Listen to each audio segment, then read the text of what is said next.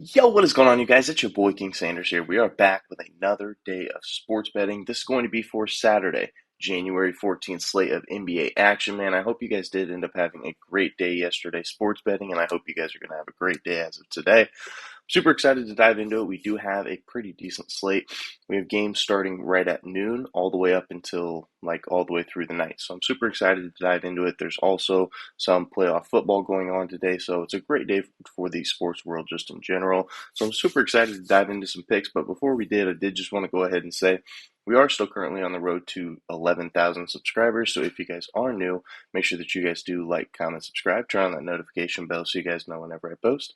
Next, I did just want to go ahead and give a quick shout out here to all of our members here on the channel. Thank you guys so much for everything that you guys do. And thank you guys so much for giving such a small channel such a big chance, as I always say. It truly does mean the absolute world to me, so much more than you guys will ever know. So, without any further ado, let's go ahead and dive into a quick recap as of yesterday. This close to bringing up the Sunnies, but we were super close to having a clean sweep as of yesterday. So we did have our kill shot play of the day. Jonas Valanciunas over 27.5 points plus rebounds here versus Detroit at minus 120 odds. This one was pretty sweat free. I see why a lot of people had some doubt with it, but he ends up hitting this pretty easily. Has 16 points plus rebounds in the first quarter. Then he ends up in the third quarter with 3 minutes into the third quarter, ends up cashing it for us. So shout out Joe Valve, really good game from him. Then we had our one loss of the day. We did have De'Aaron Fox under 20 or over 24.5 points versus Houston at minus 115. Finishes right on the hook. Finishes right at 24. And the thing is he shot really efficiently. He shot, I think it was 9 for 13, I believe. So he really did have a good shooting night. He unfortunately didn't take any more shots to be able to hit the over. Then we did end up having the Knicks -3 here versus the Wizards at minus 110. I had somebody comment that they wanted to take the Knicks first half spread. I'm sorry about that one, because the Knicks ended up struggling up until about the fourth quarter, but then they did end up pulling away a little bit and ended up covering for us. Then we had our added play. I said I only would play this if Daniel Gafford played too, which he ended up playing. So we did have Porzingis under 24.5 points versus the Knicks at minus 115. This one ends up hitting. It was pretty sweat free in the first half, and I was thinking to myself that it was going to be a really good bet.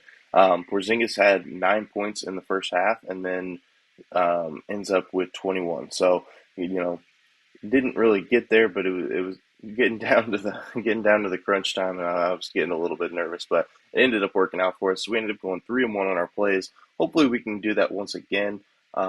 I am looking to add an over though, so if you guys have any overs, make sure to put them in the comment section down below. If you guys are thinking this is going to be an over video, you're wrong, because I see way too much value here on the unders. So hopefully we can have a good day. Hopefully we can have another winning day. We have now won 6 of our last 8 days. All have been winning days. We've been winning a lot of money here. So if I've been helping you guys make some money, make sure you guys do hit that sub button. Other than 2 nights ago, I think it was, where I had that really bad night, we've been killing it. So hopefully we can have another great day today. So let's get after it. So for our first official play of the day, our King's Kill Shot play of the day, we're going to be taking Bam Adebayo under 20.5 points here versus Milwaukee at minus 105 odds. Now, he did end up hitting his over last game, where he did end up having 24 points versus Milwaukee, but he's only hit the over twice in his career versus the Milwaukee Bucks. So I do think that speaks a little bit of volume here for me. I think that he will go under in this game. If you take a look at the box score of that game too, obviously Jimmy Butler, he ended up shooting the ball 5 of 13, I think it was. It was not a very good percentage. He really didn't have a very good shooting day, and I don't think that happens again. And Bam Adebayo has been really good to this line here recently. There's no doubt. If you look at the box score, you're like, whoa, he's crushed us over quite a bit. But if you look at some of the teams that he's hit it against, the last couple of teams that he's hit it against, he hit it against Brooklyn. Brooklyn allows the 13th most points per game to opposing centers.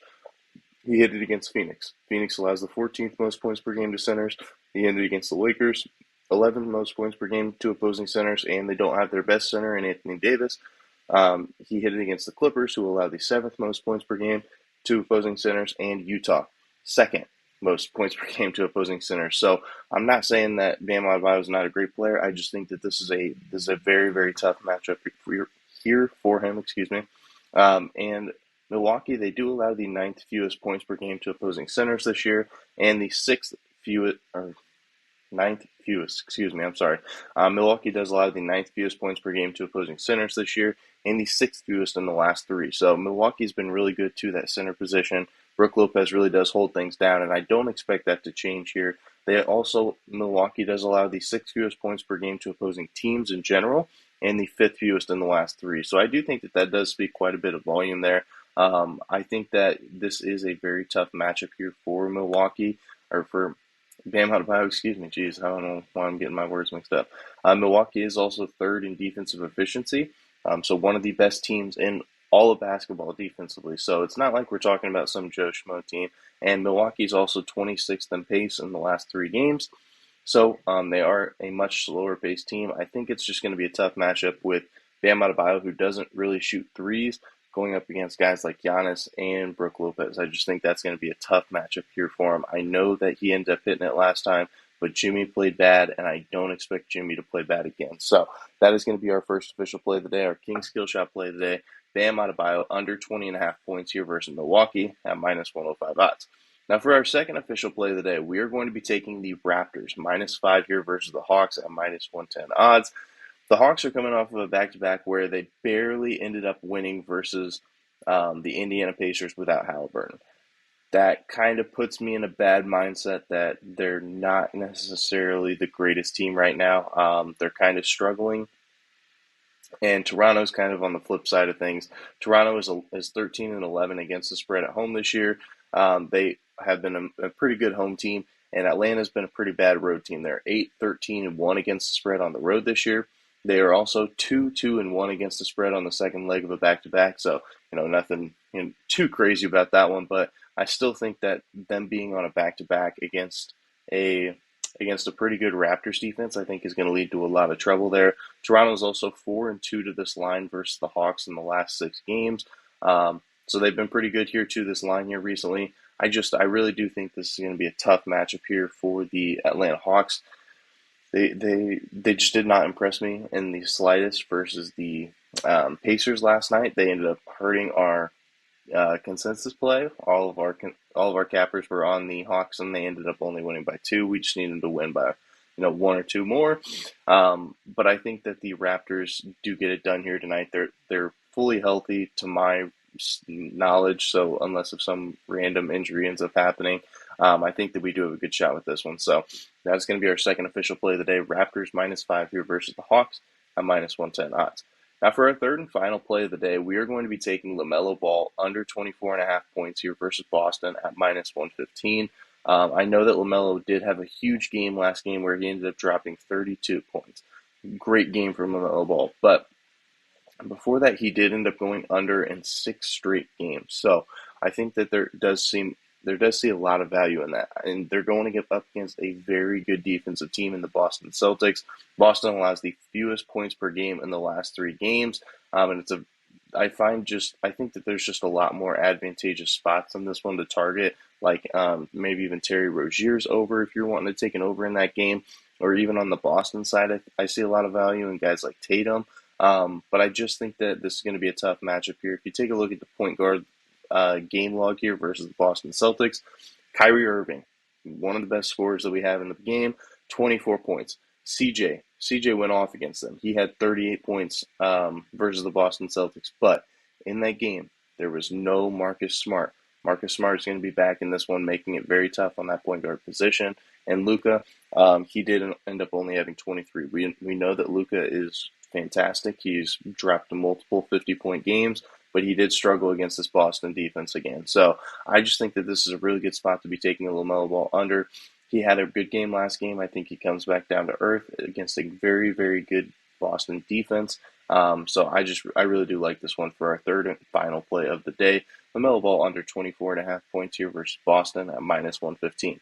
As I had mentioned, I do want to add an over, though, so I don't want to just bet all unders today. So if you guys do have any overs that you really like, make sure to drop them in the comment section down below or on my Twitter. and I may end up adding it to the card. But as of right now, those are our three official plays, and then we do have our consensus play. We do have the Bucks traveling to Miami to take on the Heat. The Heat are currently -1.5 point favorites here. And as of right now, the Bucks, it looks like Giannis is listed as questionable, but I think he ends up playing because they still have his props up. So I just feel like he ends up playing in this one. The Heat do have a couple injuries here with Yurtseven, um, Duncan Robinson, Lowry, and Nikola Jovic out, but Tyler Hero and Martin are both listed as questionable. So hopefully everyone ends up playing because I'm going to save us all some time here. All five of us are on the Miami Heat minus the 1.5 here. So 5 cap versus 0. That's our consensus play. Miami Heat minus 1.5. So that is going to do it for today's video. If you guys did enjoy, make sure you guys do like, comment, subscribe, turn on that notification bell so you guys know whenever I post. Like I said, we are on the road to 11,000 subscribers. So if you guys are new, make sure that you guys are subbed. But that's going to do it for me. This is King Center signing out. Peace.